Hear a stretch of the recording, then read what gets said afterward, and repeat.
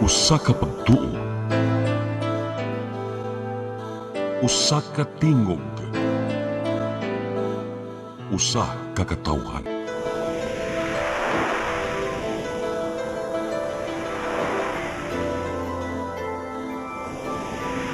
Cebu Catholic Television Network.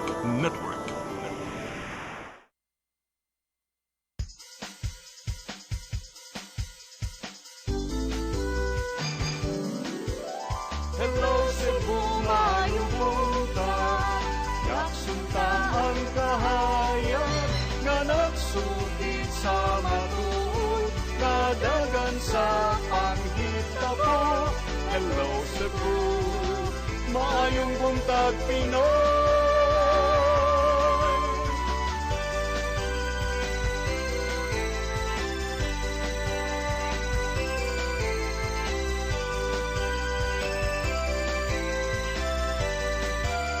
Ang katutulungan sa mga katawhan. Hello Cebu, hello Cebu, maayong buntag Pinoy, maayong buntag Pinoy, maayong buntag Pinoy. Hello Cebu, may buntag Pinoy. Adlaw karong Biyernes, adlaw sa tumbalaang bata Senyor Santo Niño. Pitsa 21 sa buwan sa Nobyembre, tuig 2025. Sangan sa akong partner nga si Attorney John Destacamento kanyang alagad sa kanginan Malu Inocando Tabar. Uban ko hangtod sa alas 9 karong buntaga sa atong programang Hello Cebu, maayong buntag Pinoy. Samtang nagpaabot kita sa ato ang weather update gikan sa Pag-asa Mactan ato sang ipadangat kining ato ang front pages. Magsugod ta sa Sunstar Daily. Sa Sunstar Daily, Mayor of the Night Lease hits snag in City Council. Sa Super Balita sa Sunstar, 324 ka PUV nangaguba sa baha. Sa The Freeman, for Odette's victims, 712 million pesos housing fund approved. Sa Banat News, sa The Freeman, ikulata sud sa eskwelahan 5 kalalaki sakay og pick-up na nulod sa USJR Basak. Sa Philippine Daily Inquirer, Guo gets life sentence for Pogo hub trafficking. Sa Philippine Star, Guo gets life for qualified trafficking.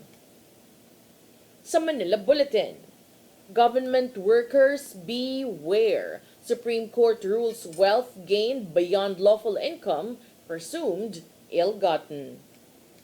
Ug sa Tempo, Alice Guo guilty. Senators hail conviction of ex-Bamban mayor and 3 others.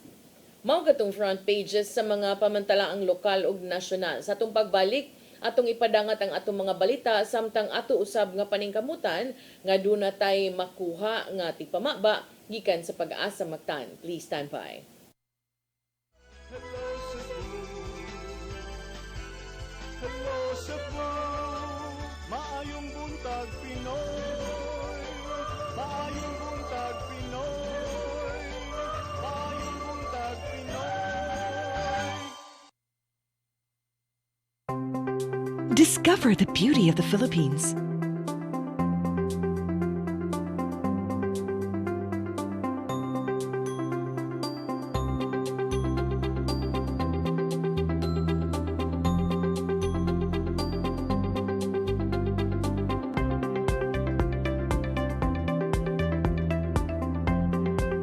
With Philippine Airlines, the country's flag carrier.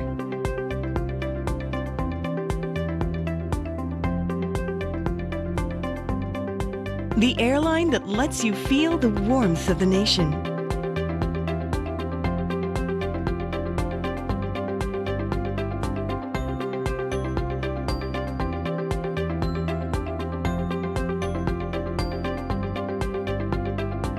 Mabuhay!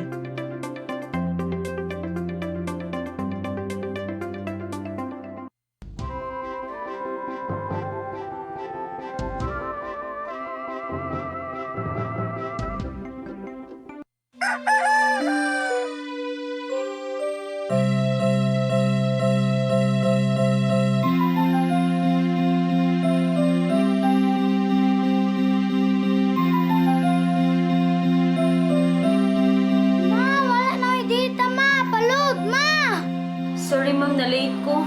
Nangita pa mong gusto para internet sa kong anak ma'am. Ay, wala na yung problema. Pag sinisibo. Sinisibo, sinisibo.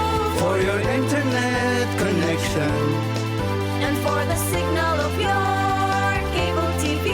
So fast and straight that transmission to your home. Sinisibo. Sinisibo, sinisibo. Offers you to have fiber optics. For your viewing experience, perfect and clear so fast. So great and affordable for you to enjoy. Cine Cebu Television Network Incorporated offers fiber to the home broadband internet bundled with fiber to the home cable TV connection. Cine Cebu Television Network Incorporated with its operation in Metro Cebu and the whole province of Cebu soon. And affordable for you to enjoy. Sinisibo.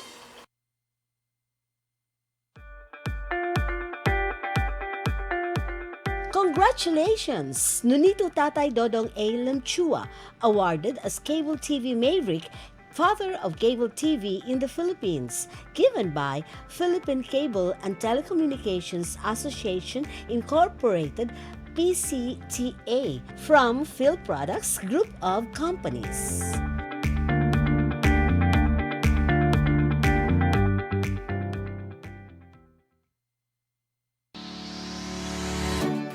Looking for the best internet deals in Negros Oriental? Phil Products Negros is here to bring you fast, reliable, and affordable internet with plans made just for you.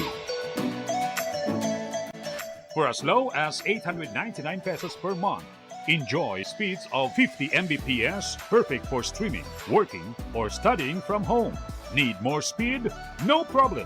Get 100 Mbps for just 1,199 pesos.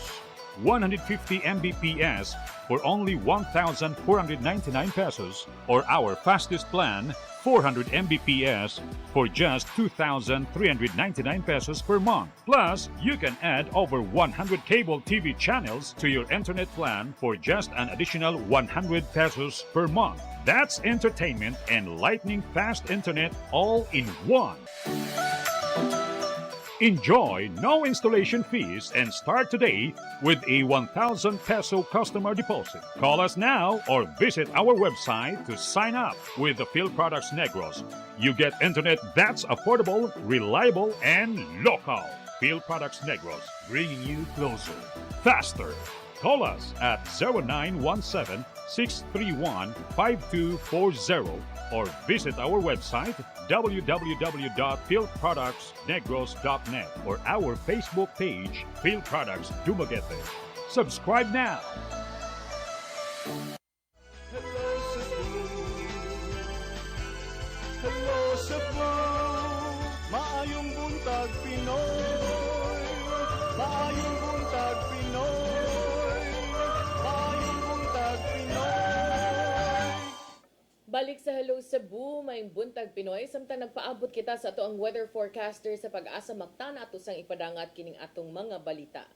Nagunas to mga balita karong buntaga, Police Regional Office 7 naghulma og Special Investigation Task Force aron mususi sa kadaot nga gibilin sa bagyong Tino. Ang kasayuran ihatod ni Arnold Bustamante.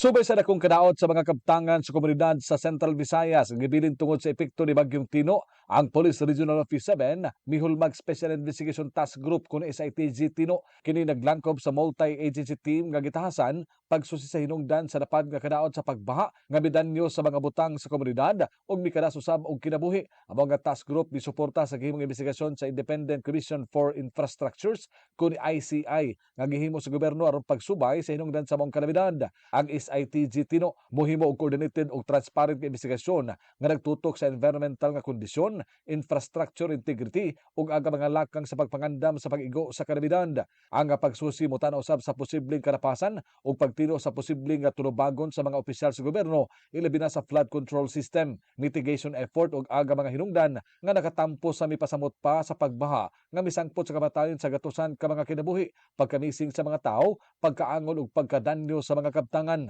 Ang task group hugot nga moabag sa Department of Public Works and Highways, Department of Environment and Natural Resources, Regional Disaster Risk Reduction Management Council 7, Pag-asa, lokal nga kagamhanan ug ubang nga nagunang katambayayong sa himong nga investigasyon aron pagkuhag technical assessments, eyewitness accounts ug pagtigom sa mga datos. Ang SITG Tino pangunahan kini sa Deputy Regional Director for Operations sa Police Regional Office 7, inabagan sa Criminal Investigation and Detection Group Regional Field Unit 7, Legal Office 7, Engineering Unit 7, Forensic Unit 7, Investigation and Detective Management Division ug City ug Provincial Directors sa Kapulisan sa Dakbayan sa Sugbo, Mandawi ug Cebu Police Provincial Office.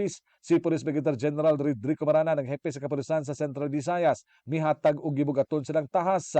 Misaan si Marana nga ilang himuon nga investigasyon, pinasubay kini sa technical ug field assessments aron mahatag nila ang kumpleto, tukma ug transparent nga report. Arnold Bustamante, CCTV News. Samtang libuan pa ka mga residente sa syudad sa Mandawi nga naapektuhan sa bagyong Tino, nagpabilin lang gihapon sa evacuation center. Kinitungod kay sila maong mga pamilya nga naguban og mga panimalay. Ang kasayuran ihatod ni Mary Rosa Garino. Kapinduha ka semana human sa pagkusukuso ni bagyong Tino sa Sugbo. Nagpabilin gihapon sa evacuation centers ang pipila ka mga residente sa syudad sa Mandawi. Sa datos kagahapon, moabot sa 496 ka pamilya o kapin 2,000 ka mga individual ang nagpabilin sa 11 ka mga evacuation sites. Naglakip sa mga pampublikong tunghaan og gymnasium. Ang nagpabilin sa evacuation sites, mawang mga pamilya nga na-wash out ang panimay subay sa pag-awa sa sapa sa Butuanon. So, sila kabalikan pa. So, facilitate pa na how to reintegrate them sa community. Ang city, as of now, nagtabang lang yapon. That's why we want unta nga mas madali na ang pag-normalize para makabalik na po sila sa ilang normal nga life. Ang city po makafocus na po sa lain nga aspect aning itong buhatonon. Sa naunang interview, matud sa Department of Education nga ang mga tunghaan nga padayong gigamit nga evacuation, padayon usab ang pagsuporta sa syudad sa mga panginahanglan sa nang bakwit. Sa datos moabot sa 3,000 ka mga panimay ang totally damaged tungod sa bagyo. Kini mao ang gipasa sa syudad ngadto sa Department of Social Welfare and Development kun DSWD ug sa nasudnong kagamhanan alang sa ayuda. Gipasabot ni malig-on nga bisan og nideklara og state of calamity ang syudad, dili magamit ang tanang quick response fund. Di man siya natupoy doon tanan karon na pa December simbako. So dili siya enough, di siya practical nga putdo na to tanan. Although na assistance sa province, naman to assistance sa Office of the President nga 10. At ato lang sang gi murabag atong gi properly kuan unsay i-charge ani unsay i-charge na to sa lain. Mary Rose Sagarino, CCTN News. Sa laing bahin kapin 700 milyones ka pesos nga hinabang gikan sa National Housing Authority ibalik nga ni sa Sugbo aron matabangan ang mga apektado sa bagyong Odette. Kinamoy nahimong hukom sa kadagkuan subay sa gihimong hangyo ni Governor Pamela Baricuatro. Ang kasayuran ihanto ni Gia Navarro. Sa suwat ni Gobernador Pamela Baricuatro ngadto sa National Housing Authority niadtong Nobyembre 18, gihangyo niya ang General Manager nga si Joe Bentay nga ibalik na lang sa Sugbo ang 712 million pesos nga housing aid. Kini mao ang hinabang ngadto sa kapin 72,000 ka mga qualified households nga apektado sa bagyong Odette sa Sugbo niadtong December 2021. May numdumang gibalik ngadto sa National Treasury ang maong hinabang natong 2024 human wala na pahimuslan isip resulta sa panagsumpaki sa duha ka habig. Direkta untang ihatag sa NHA ang tabang ngadto sa mga apektadong pamilya pinaagi sa Emergency Housing Assistance Program. Apan buot sa miaging administrasyon nga iapod pinaagi sa dasig Sugbo cards diin sukwahi kini sa gipatumang mga lagda gikan sa NHA. Nasayangan si Baricuatro sa mong gidangatan maong miapilar kini ngadto sa NHA. Matud usab siyang suwat nga kinahanglang matabangan gyapon ang mga giigo sa mong bagyo upat ka tuig na ang nakalabay. Hangtod nga giuyunan sa NHA ang hangyo ni Baricuatro nga iapod ang maong tabang ngadto na sa apektado sa bagyong Odette. May paibawang NHA kang Baricuatro nga pinasubay sa mando ni Presidente Bongbong Marcos Jr. madawat kini sa Sugbo karong Disyembre. May pasalig ang Kapitolyo nga makadawat gyud ang mga Odette survivors sa maong hinabang. Alam mo na guidelines sundon based on the number of beneficiaries para mahatag sa todo balik. So brad nahog na ganito tibok Cebu na gyud ni. Kaya na natay North, na natay Central, na napagod tayo South na effort. Makigalayon ang gobernador sa NHA 7 aron mahusay ang ihap sa mga beneficiaries aron mamahimong hapsay usab ang paggapod sa mong hinabang. Gian Navarro, CCTN News. Sa laing bahin, lungsod sa Cordova nakatala og usa ka kaso sa leptospirosis. Usa ka semana human sa bagyong Tino, nakasinati og pabalik-balik nga hilanat ang 57 anyos nga lalaki ug matod siyang pamilya nga posibleng nakuha kini sa iyang pagtrabaho. Ang kasayuran ihatod ni Crystal Joy Felerca.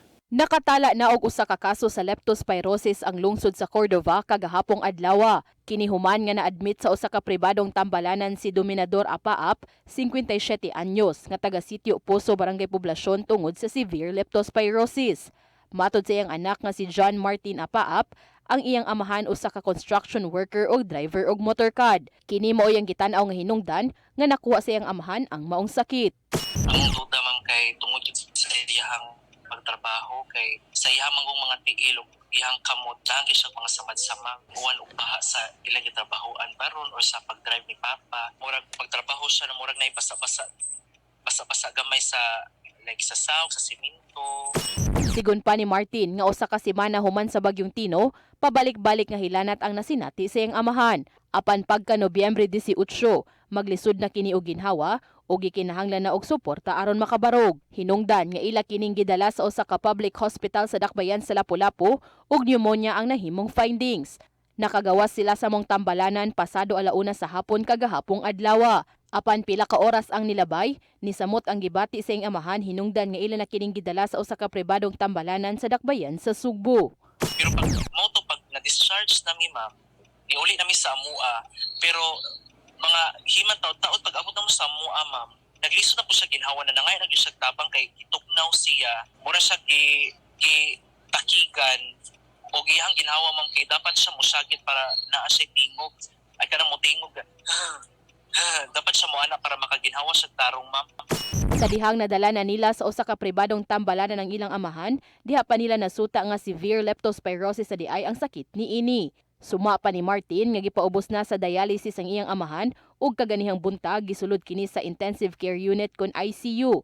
Tungod sa kahimtang sa iyang amahan, nagpost si Martin sa iyang social media account aron manawagan og tabang para silang mga bayranan sa tambalanan.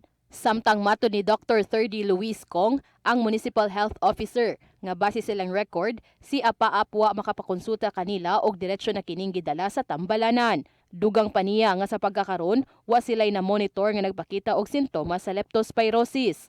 Hinuon human sa bagyong Tino, giawhag nila ang katawhan nga niubog sa baha nga moduol silang buhatan aron nga matagaan og tambal ug ubay-ubay ang nisanong niini. Crystal Joy Felerca, CCTN News. Sa atong katapusang balita, kanhi Bamban Tarlac Mayor Alice Guo mapriso sa tibuok niyang kinabuhi sa kasong qualified human trafficking. Gihangop kini sa PAOK ug ni Senator Risa Hontiveros alang sa hustisya matud pa sa mga biktima sa pagpang-abuso sulod sa Pogo Hubs. Ang kasayuran ihatod ni Gian Navarro. Silutan og tibok kinabuhing pagkapriso si kanhi Bamban Tarlac Mayor Alice Guo o mas nailang si Guo Waping human nahukmang guilty sa kasong qualified human trafficking. Kini mao ang gipagawas nga impormasyon gikan sa Presidential Anti-Organized Crime Commission kon PAO-CC subay sa nimong hukom karon gikan sa Pasig Regional Trial Court. Nitambong sa promulgation online si Guo kinsang gibalhog karon sa Pasig City Jail Female Dormitory. Sumapa sa PAO-CC nga guilty usab ang mga kakonsabo ni Guo nga silang Rachel Malonzo Carrion, Jamie Lynn Cruz ug Walter Wong Rong. Guilty usab sa kasong acts of trafficking silang Wang Weili, Willie Dong, Nong Ding Chan ug Lang Shu Po. Multahan ang mga sad-an og tag 2 milyones pesos sa matag kaso gawas sa reparation alang na sa mga reklamante. May numdumang gikasuhan si Guo o kalapasang Anti-Trafficking in Persons Act of 2003 tungod sa pagbatod og Philippine Offshore Gaming Operation Hub sa Bamban Tarlac nga niresulta sa pagpangabuso ngadto sa mga trabahante.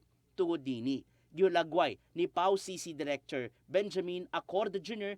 nga maong desisyon isip kadaugan alang sa mga biktima sa maong illegal nga negosyo. This is a victory not only for my office but sa lahat ng ahensya na nagtrabaho dito. It is something symbolic para sa bansa to. Susamausab ang reaksyon ni Senador Risa Ontiveros kinsang unang nibulgar sa mga irregularidad sa Pogo Hubs. Pinasubay kini sinimong lakang sa gobyerno batok sa human trafficking, cybercrime ug daghan pa. Ngayon, hindi na sila makakaulit. This Senate investigation delivered unprecedented results. It helped secure a presidential executive order banning pogos, provided evidence towards a guilty verdict, sending a criminal to prison for life, and contributed in the passage of the Anti-Pogo Law of 2025. I am proud to consider it one of the most consequential Senate inquiries of my life's work so far. Maraming salamat sa mga biktima, witnesses at whistleblowers na naglakas loob tumestigo sa Senado. Gian Navarro, CCTN News. Mao katong mga balita nga nahipos ng kaubanan sa CCTN News and Public Affairs Team. Inyo katong nakita kagahapon sa mga balita sa Sayri 47. Ning tungura atong dawaton ang ato ang labing uwahing pagbana-bana sa lakat sa kahimtang sa panahon. Gikan sa Pag-asa Mactan ni karon sa linya Sir Jomer Aclarino. Sir Jomer, good morning. Yes ma'am, good morning sa tanan ug sa atong tanang tigpaminaw kini atong latest weather update karong adlaw. Paday nakaapekto ang Intertropical Convergence Zone or ITCZ sa may Mindanao, lakip na ang Palawan. O kining shoreline nakaapekto naman sa silangan bahin sa Northern Luzon ug ang atong amihan nakaapekto sa bambahin sa Northern Luzon. Atong weather condition sa Central Visayas, lakip na ang probinsya sa Cebu. Makasinati kita generally fair weather tungod kini sa easterlies or init na hangin gikan sa dagat Pasipiko. Padayon ta mag-monitor sa atong mga gi-issue ng mga thunderstorm advisories. Hinay nga to na sa kasarangan ng hangin masinati sa Central Visayas ug ang kadagatan malihawon nga to na sa kasarangan ng pagbalod. Temperatura sa Cebu 26 to 32 degrees Celsius. Ang haring adlaw mosalop alas 5:18 sa hapon. Ang dagat mutaob alas 12:19 karong udto muhunas unya alas 4:42 sa hapon. Philippine Standard Time alas 8:22 sa buntag gikan diri sa Mactan, Pag-asa Visayas. DOST Jomer Aclarino.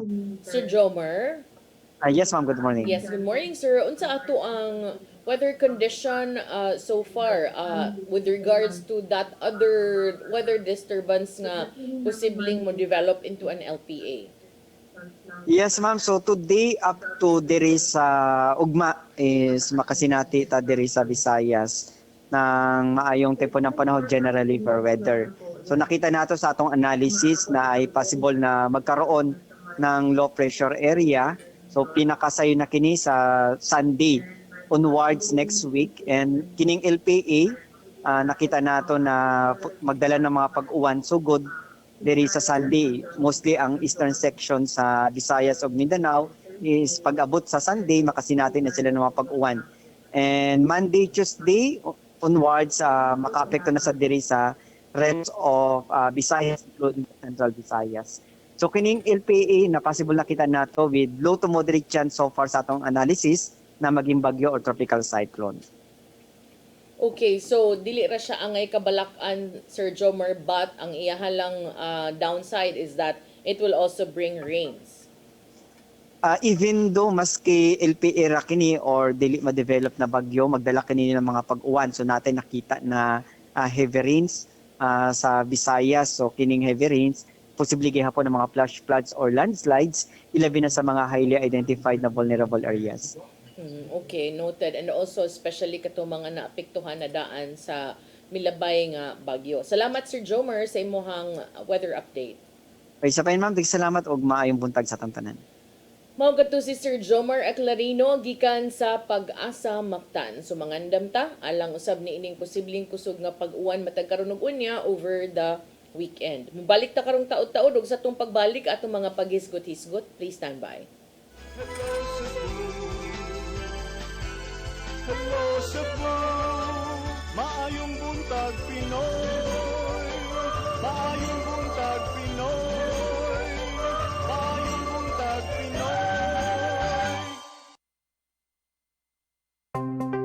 Discover the beauty of the Philippines.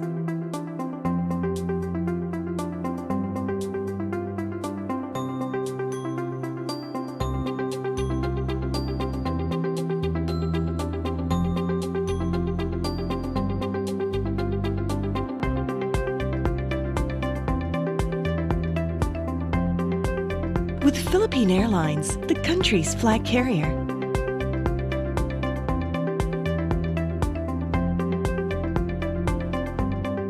The airline that lets you feel the warmth of the nation.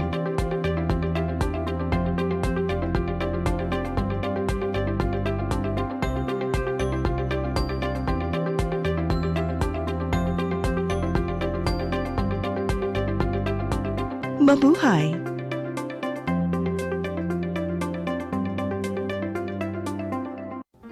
I am the God that healeth thee. I am the Lord, your healer. I sent my word and healed your disease. I am the Lord, your healer. I am the God that healeth thee. I am the Lord, your healer. I sent my word and healed your disease. I am the Lord, your healer. I am the God that healeth thee. I am the Lord, your healer. I sent my word and healed your disease.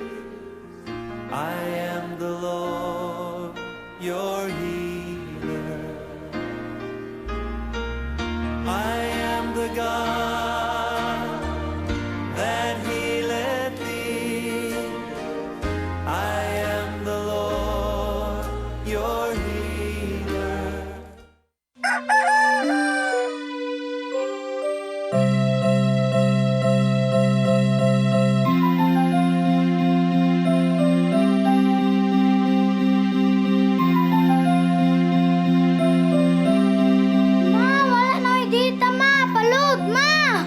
Sorry ma'am, na-late ko. Nangita pa mong ko para internet sa kong anak ma'am. Ay, wala na yung problema. Pag sinisibo. Sinisibo, sinisibo. For your internet connection, And for the signal of your cable TV. so fast and straight, the transmission to your home. Sinisibo. Sinisibo, sinisibo. Offers you to have fiber optics. For your viewing experience, perfect and clear, so fine. So great and affordable for you to enjoy. Sinisibo. Cine Cebu Television Network Incorporated offers fiber to the home broadband internet bundled with fiber to the home cable TV connection. Cine Cebu Television Network Incorporated with its operation in Metro Cebu and the whole province of Cebu soon. And affordable for you to enjoy. Sinisibo.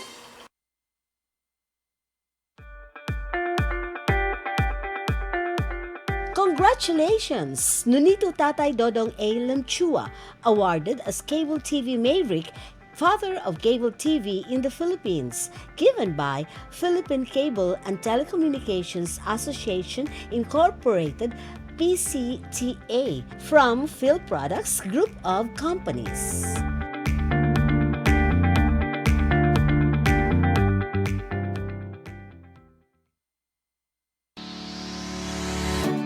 Looking for the best internet deals in Negros Oriental? Phil Products Negros is here to bring you fast, reliable, and affordable internet with plans made just for you. For as low as 899 pesos per month, Enjoy speeds of 50 Mbps, perfect for streaming, working, or studying from home. Need more speed? No problem. Get 100 Mbps for just 1,199 pesos. 150 Mbps for only 1,499 pesos, or our fastest plan, 400 Mbps for just 2,399 pesos per month. Plus, you can add over 100 cable TV channels to your internet plan for just an additional 100 pesos per month. That's entertainment and lightning fast internet all in one. Enjoy no installation fees and start today with a 1,000 peso customer deposit. Call us now or visit our website to sign up with the Phil Products Negros. You get internet that's affordable, reliable, and local. Phil Products Negros, bringing you closer, faster. Call us at 0917-631-5240 or visit our website www.philproductsnegros.net or our Facebook page, Phil Products Dumaguete. Subscribe now.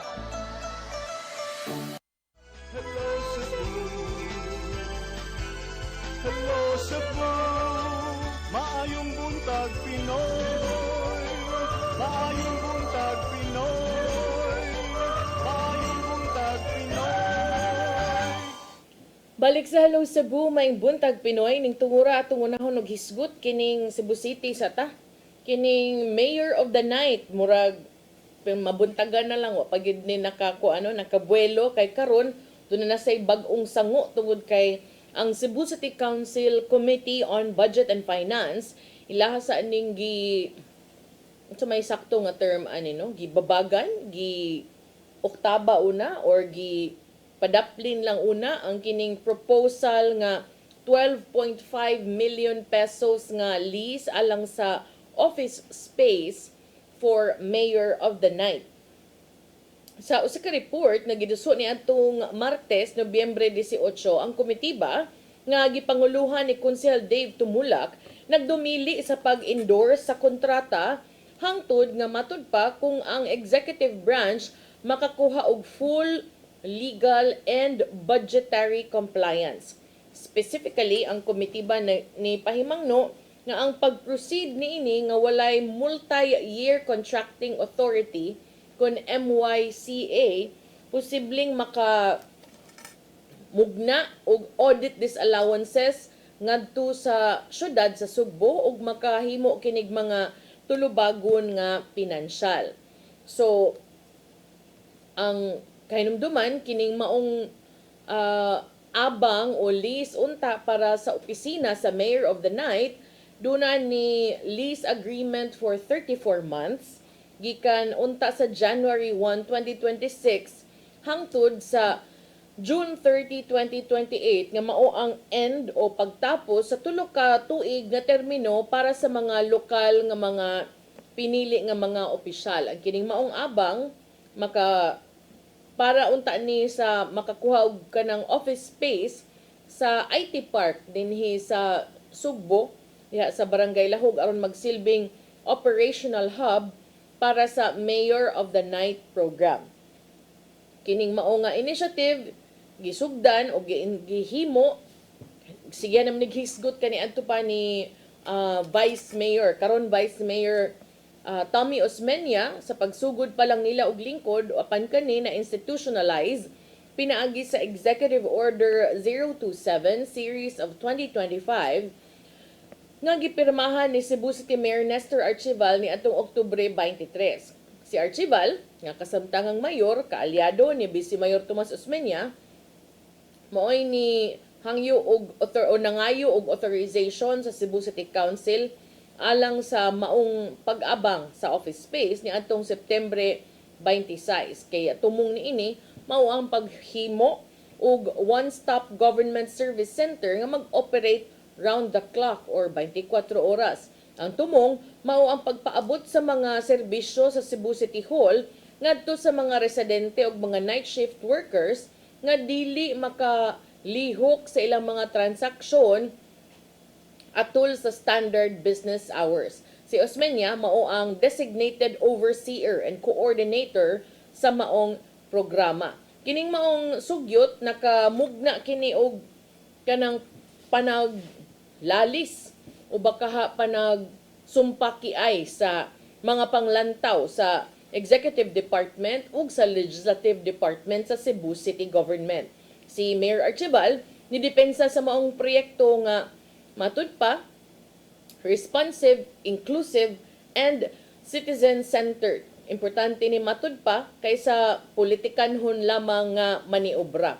Iyahang gilalis o iyahang pasabot nga kining maong buhatan krusyal alang sa dulan 200,000 ka mga trabahante sa Cebu City labi pa kadto mga nagtrabaho sa business process outsourcing kun BPO sector kinsa nakatabang sab sa pagpalambo sa ekonomiya panahon sa kagabhion.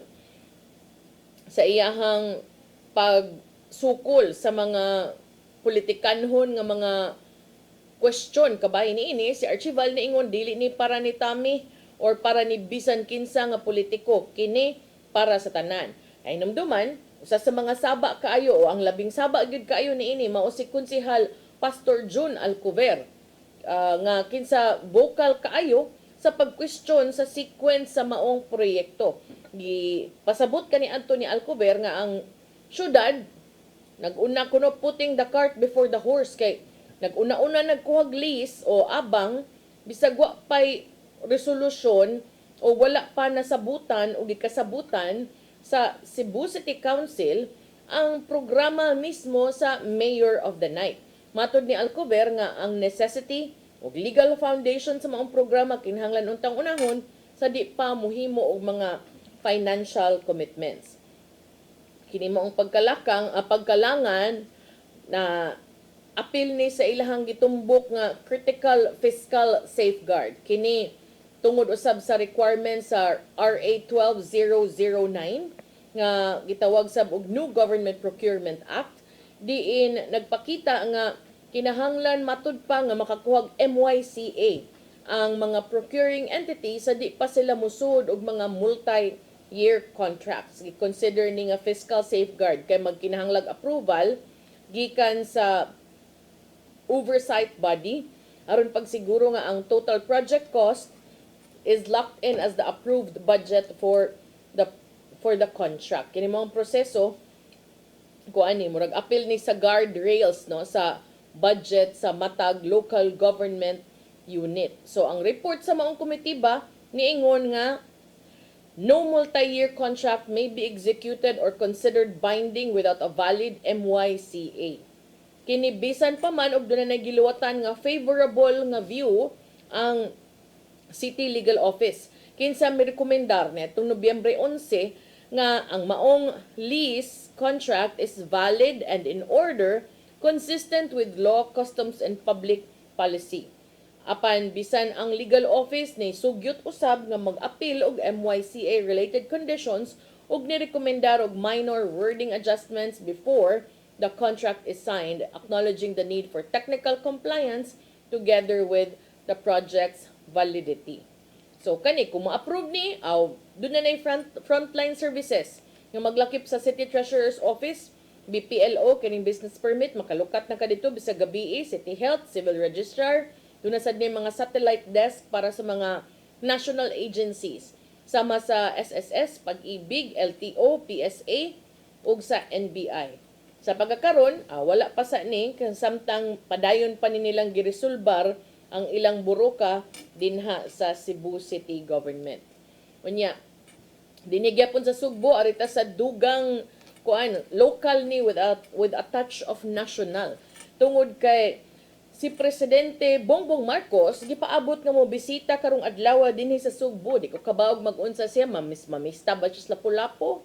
Kay pista mas Lapu-Lapu ron, happy fiesta sa mga taga Lapu-Lapu.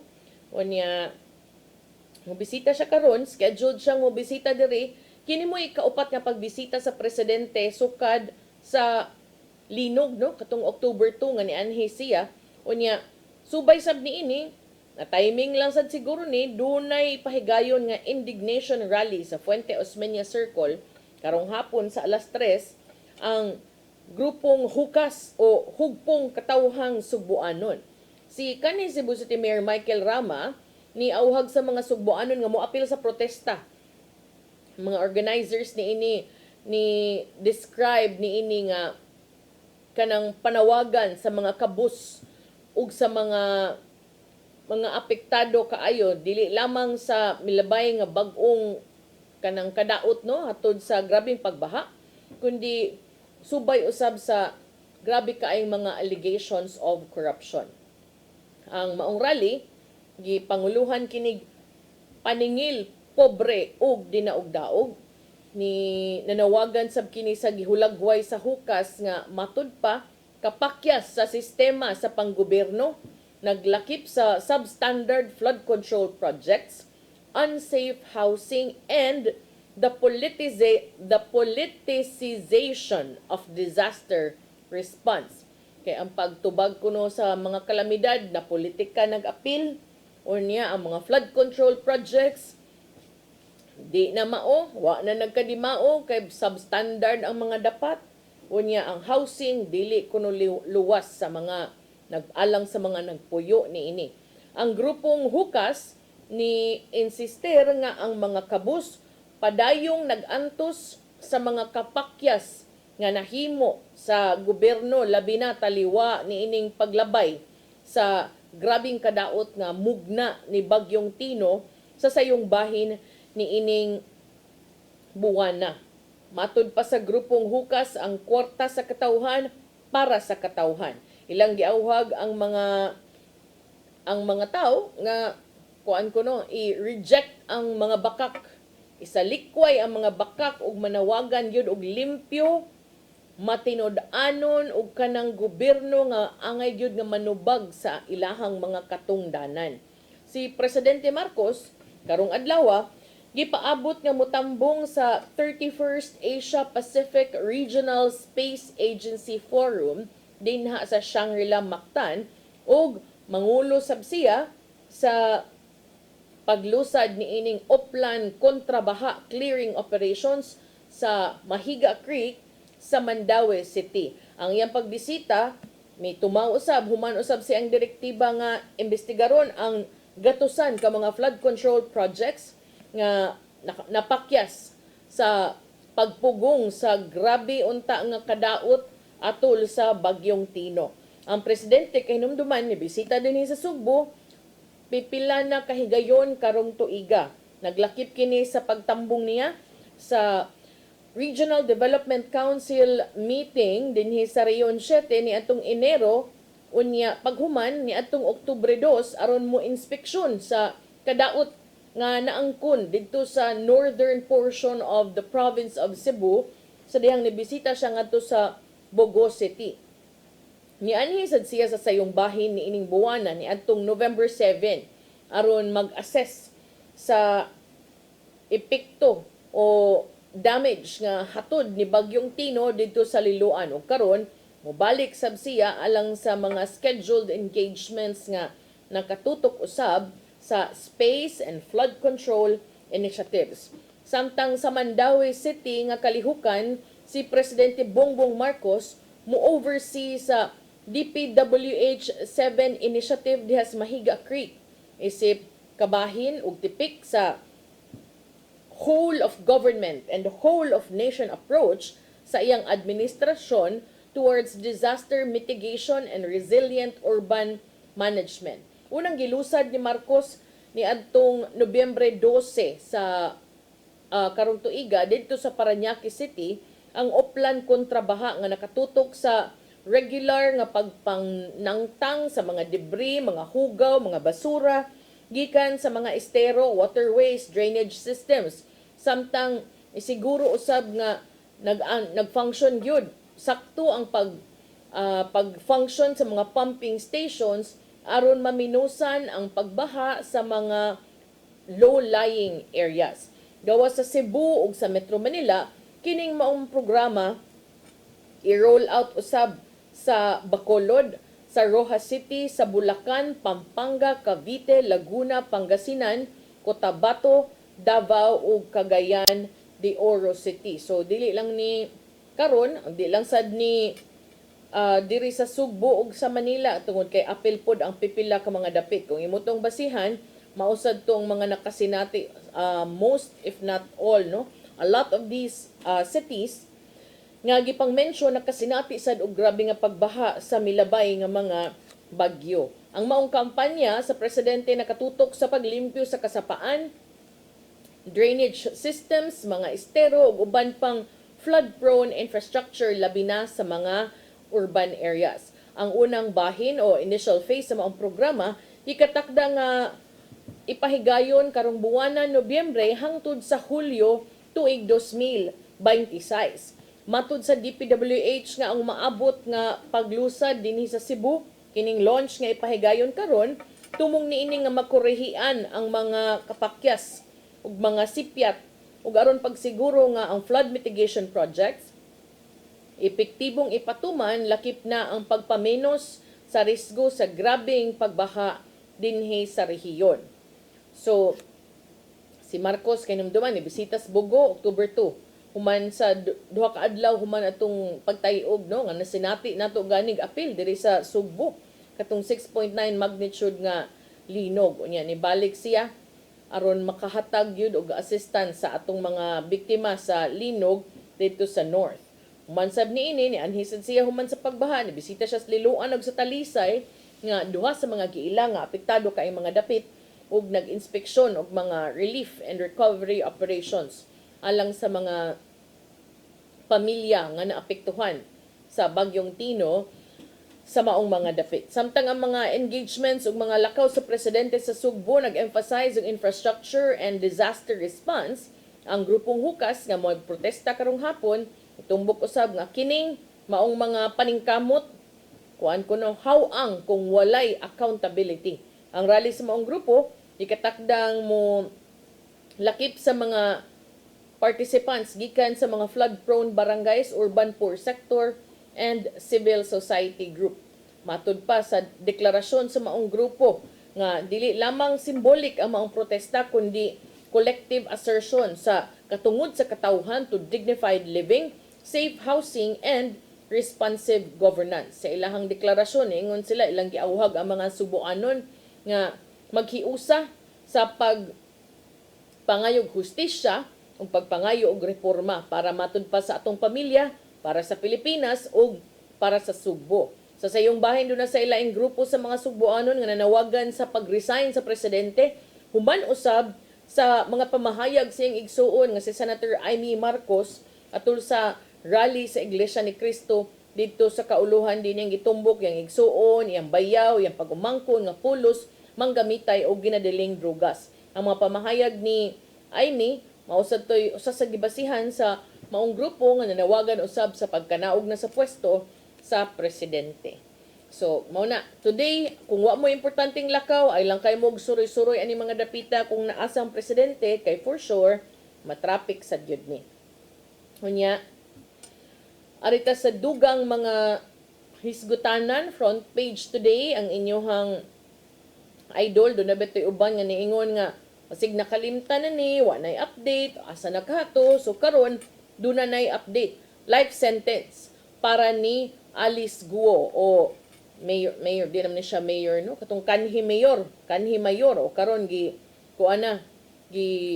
pakanaog na sa korte ang iyahang silot life sentence tungod sa iyahang trafficking, no? Pogo linked trafficking. Ang kanhi mayor sa Bamban, Tarlac, kinsa nasakpan nga, di, manday ni full Filipino, Chinese national manday ni, ug matud pa, usa sa mga key personalities, no, sa criminal activities, kabahin aning Philippine Offshore Gaming Operators kon POGOs, gi pakanaugan kini og sentensya nga life imprisonment for organizing and directing a web of associates sa paghimo og human trafficking. Ang mga senador kinsa nangulo sa investigasyon kabahin sa POGOs ug sa gitumbok nga criminal empire ni Guo naglakip og mga Pilipino ug mga Chinese citizens nitawag sa maong desisyon isip victory kadaugan batok sa transnational crimes. Sa 111-page nga desisyon nga giluwatan sa Pasig City Regional Trial Court, gitumbok niini nga si Guo Alice Guo kinsa nailhan sad nga Guo Huaping guilty beyond reasonable doubt of qualified trafficking o gimanduan siya og ang mga tanan nga gipasanginlan uban niya sa pagbayad og 2 milyones pesos matag usa isip multa and to compensate several trafficking victims kinsa lakip sa nipasaka og reklamo. Si Justice Undersecretary Nicolas T. niingon nga kining landmark decision labing unang pagkakonbikto dinhi sa nasod ubos sa expanded anti-trafficking law provision on organizing and directing others to commit human trafficking mahimong gamiton sa uban pang mga pogo-related cases. Kini naglakip sa kaso dito sa Porac, Pampanga, diin ang kanhi presidential spokesperson nga si Attorney Harry Roque lakip sa nadawit o gi-implicate.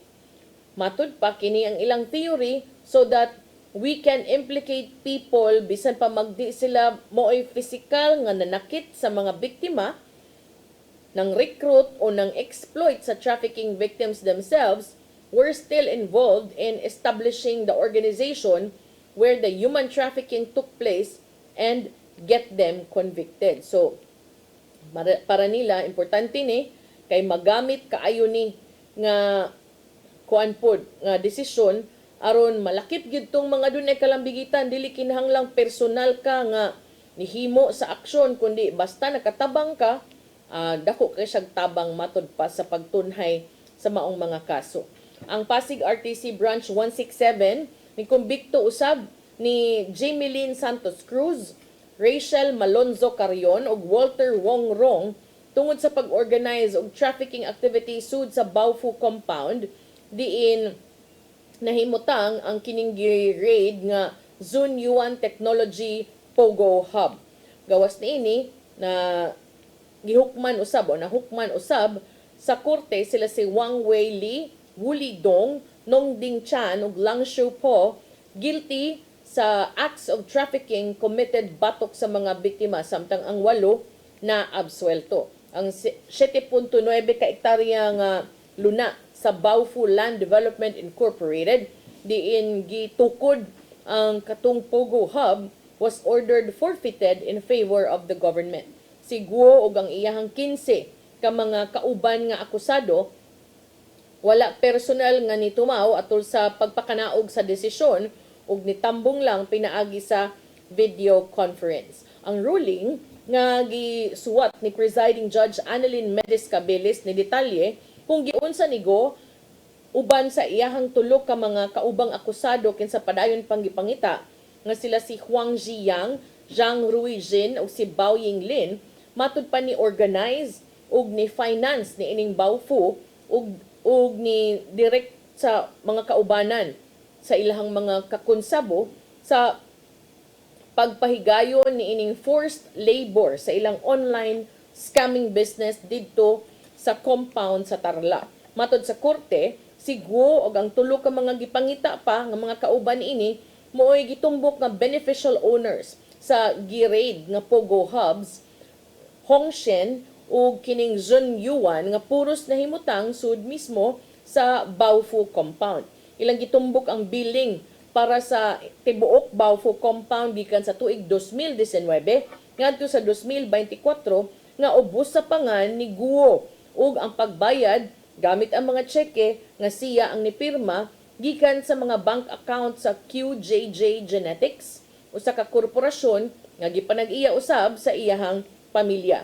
Ang korte mi hisgot usab kung giunsa pagpahimulos sa mga traffickers sa mga kalisdanan o kahuyang sa pipila ka mga complainants diin ang ubang mga biktima matud pa giilad og gipanghulga ni Guo og sa iyahang mga kaubanan. Duha ka mga biktima nga mga high school graduates matud pa gigalgal nga motrabaho isip customer service representative for a supposed Pogo company nga gitawag og Hiheng Co. Limited nga nagtanyag og libre nga board and lodging. Apan ang kompanya turned out to be Hongsheng or Zun Yuan, which is not a Pogo company because it did not operate an online gaming business matud sa korte. Kining maong desisyon sa korte ni tumbok usab sa gitawag nga panagkonsabo o conspiracy sa pag-ila ni Go, Huang, Zhang ug Baoying isip the hub. Kay nasayran nga si Huang mo'y dunay expertise nga mo-operate sa negosyo tungod kay kini usasad ka Sun Valley Incorporator, usa ka major pogo firm nga gi-raid na kaniadto sa Presidential Anti-Organized Crime Commission. Kini si Huang mao kini ang nakig-sosyo ni Guo dito sa Tarlac, samtang si Zhang ug si Baoying nagpuyo sa samang dapit ug niapil usab sa maong business venture. Ang tulo ka mga konbiktado nga mga respondent, si Carion, si Cruz ug si Rong, gi-describe as some of the spokes. Ilang gitumbok sa korte kining mga lihok gikan pa lang sa pag-desisyon sa maong hub sa pagpalit og luna as they needed a place to operate their illegal online scamming business and to securely house katong mga trafficked workers from whom they would extract labor aron mo'y mubuhat sa pagpangilad.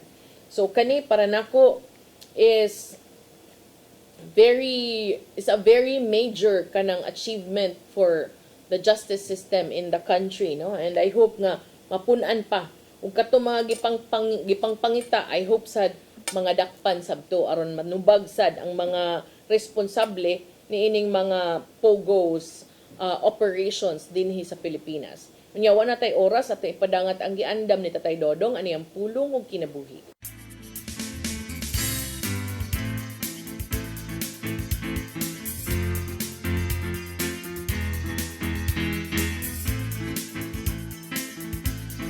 Ang pulong mo, ang liwag sa dalan ko.